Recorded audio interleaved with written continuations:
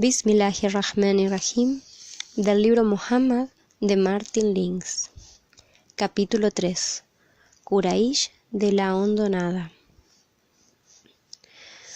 Una de las tribus árabes más poderosas descendientes de Abraham era la de Quraysh.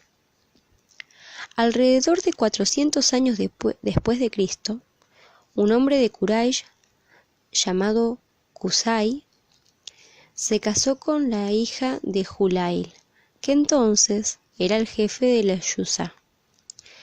Hulayl prefería a su yerno a sus propios hijos, porque Qusay destacaba entre los árabes de su tiempo. Y al morir Hulayl, después de una violenta batalla que concluyó en arbitraje, se acordó que Qusay debía gobernar la Meca y ser el guardián de la Kaaba. Él, por consiguiente, se trajo a sus parientes más cercanos de entre los Quraíshes y los asentó en el valle, junto al santuario. Su hermano Zohrá, su tío Taim, Makhzum, el hijo de otro tío, y uno o dos primos menos cercanos. Estos y su descendencia fueron conocidos como el Quraysh de la hondonada, mientras que a los parientes más lejanos de Qusay, establecidos en los barrancos de las colinas circundantes y en los campos, más allá de la ciudad, se les conoció como el Quraysh de los alrededores. Qusay gobernó como rey sobre todos ellos, con poder indiscutido, y cada año le pagaban un tributo por sus rebaños para poder alimentar a los peregrinos que eran demasiado pobres para abastecerse ellos mismos. Hasta entonces los guardianes del santuario habían vivido en tiendas en torno a este, pero Qusay les dijo que se construyeran casas, habiéndose ya él edificado una espaciosa morada que era conocida como la Casa de la Asamblea. Reinaba la armonía, pero la simiente de la discordia estaba a punto de ser sembrada. Una acusada característica del linaje de Qusay era que en cada generación hubiese un hombre de preeminencia indiscutible. Entre los 4 hijos de Qusay, este hombre era Abdú Manaf, que ya recibía honores en vida de su padre. Pero Qusay prefería a su primogénito, Abd al-Dar, aunque era el menos capacitado de todos, y poco antes de su muerte le dijo: «Hijo mío, igualaré tu rango al de los otros, a pesar de que los hombres les honran más que a ti. Nadie entrará en la Kaaba excepto a quien tú se la abras. Ninguna mano salvo la tuya anudará para el Quraysh su insignia de guerra.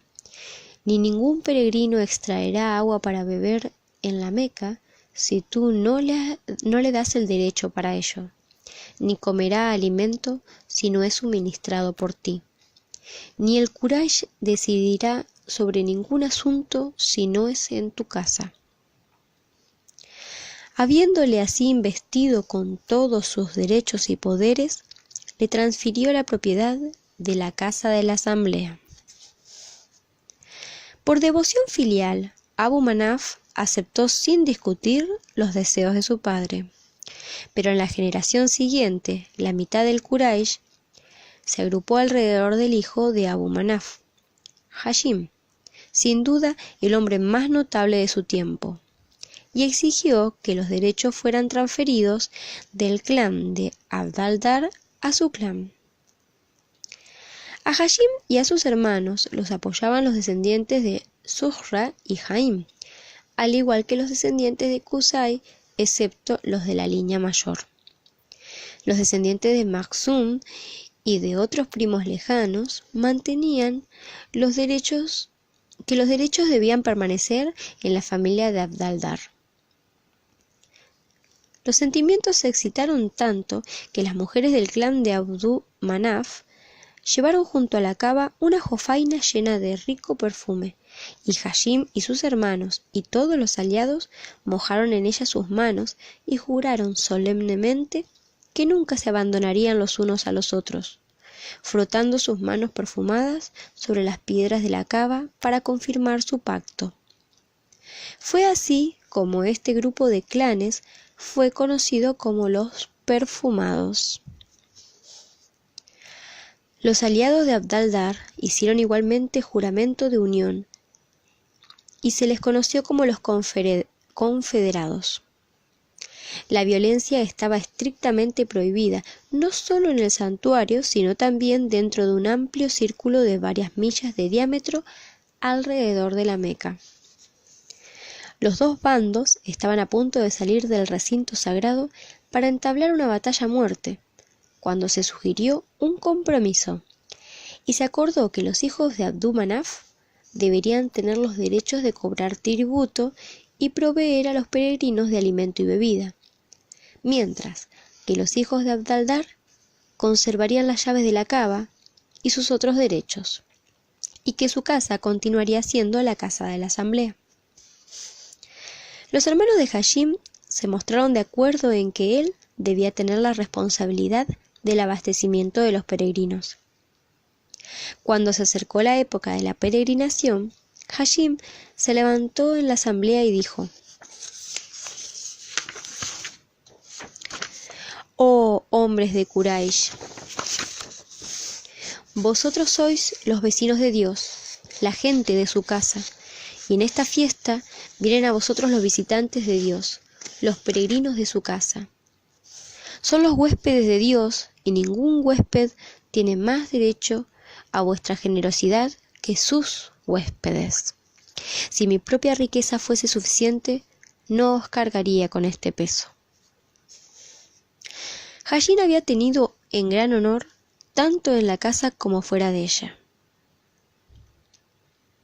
Fue él quien estableció los dos grandes trayectos de caravanas que salían de la Meca, la caravana de invierno al Yemen y la caravana de verano al noroeste de Arabia, y, más allá de esta, a Palestina y Siria, entonces bajo gobierno bizantino como parte del Imperio Romano.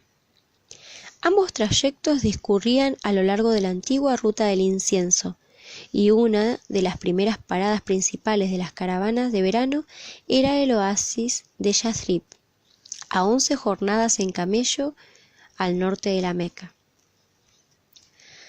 Este oasis había estado en otro tiempo habitado principalmente por judíos, pero ahora lo controlaba una tribu árabe procedente de Arabia meridional. Los judíos, sin embargo, siguieron viviendo allí con notable prosperidad, tomando parte en la vida general de la comunidad, a la vez que mantenían su propia religión. Por lo que se refiere a los árabes de Yathrib, tenían ciertas tradiciones matriarcales y se les conocía colectivamente como los hijos de Kailah, por uno de sus antepasados. Pero ahora se habían ramificado en dos tribus que se llamaban Aus y Yazrash, por los dos hijos de Kailah. Una de las mujeres más influyentes de Yazrash era Salma, la hija de Amr, del clan de Nayar, y Hashim le pidió que se casase con él. Ella consintió a condición de que el control de sus asuntos permaneciese por completo en sus propias manos, y cuando le dio un hijo, mantuvo consigo al niño en Yathrib alrededor de 14 años. Hashim no sentía aversión por esto, ya que a pesar de la fiebre del oasis, que era más un peligro para los visitantes que para los que allí habitaban, el clima era más sano que el de la Meca. Él, además, iba a menudo a Siria y permanecía con Salma y su hijo a la ida y a la vuelta. Pero la vida de Hashim no estaba destinada a ser larga. Durante uno de sus viajes, enfermó en Gaza, Palestina, y allí murió. Hashim tenía dos hermanos carnales, Abdu Shams y Mutalib, y un medio hermano, Naufal.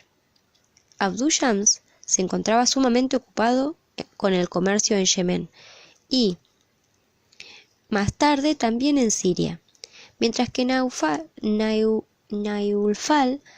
no lo estaba menos en Irak, también a causa del comercio, y ambos se ausentaban de la Meca durante largos periodos. Por estas, y quizás también por otras razones, el hermano pequeño de Hashim, Mutalib, se hizo cargo de los derechos del abastecimiento de agua a los peregrinos y de recoger el tributo para alimentarlos. Y ahora sintió que era su deber pensar sobre el asunto de su propio sucesor. Hashim había tenido 3 hijos de otras esposas aparte de Salma. Pero si era cierto todo lo que se decía, ninguno de estos, como tampoco ninguno de los hijos del propio Mutalib, podía compararse con el hijo de Salma. A pesar de su juventud, Shaibaj, así le había llamado su madre, ya mostraba inequívocas dotes de mando y continuamente llegaban a la Meca excelentes informes de él traídos por viajeros que pasaban por el oasis. Finalmente Mutalib fue a verlo y lo que vio le incitó a solicitar a Salma que le confiase el cuidado de su sobrino. Salma no estaba dispuesta a dejar marchar a su hijo, y el muchacho se negaba a abandonar a su madre sin su consentimiento. Aún así, Mutalib no se desanimó e hizo ver a ambos, madre e hijo, que las posibilidades que podía ofrecer Yathrib no podían compararse con las de la Meca. Por su condición de custodios de la casa sagrada, el gran centro de peregrinación para toda Arabia, el Quraysh era considerado y respetado por encima de cualquier otra tribu árabe, y era muy probable que Shaibaj desempeñase un día la función que su padre había tenido, convirtiéndose así en uno de los jefes del Quraysh. Para ello tenía en primer lugar que integrarse con su gente. Ningún simple exiliado llegado de fuera podía alcanzar tal honor. Salma quedó impresionada por sus argumentos.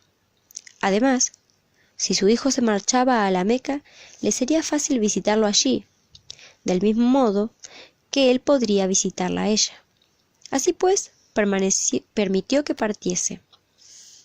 Mutalib montó a su sobrino consigo en el camello y mientras cabalgaban hacia la Meca, oyó que algunos curiosos decían al ver al joven desconocido: Abd al-Mutalib, es decir, el siervo de al-Mutalib. «Os equivocáis», dijo. «Él es nada menos que el hijo de mi hermano Hashim». Las risas con que recibieron sus palabras no fue sino el preludio de la diversión que se produjo en toda la ciudad cuando la historia de la metedura de pata corrió de boca en boca, y desde aquel día el joven fue conocido cariñosamente como Abd al-Mutalib, el hijo de Mutalib. Poco tiempo después de su llegada, se vio envuelto en una disputa acerca de los bienes de su padre con su tío Naufal. Pero con la ayuda de su tío tutor y la presión ejercida desde Yathrib, Abd al-Mutalib pudo asegurar sus derechos.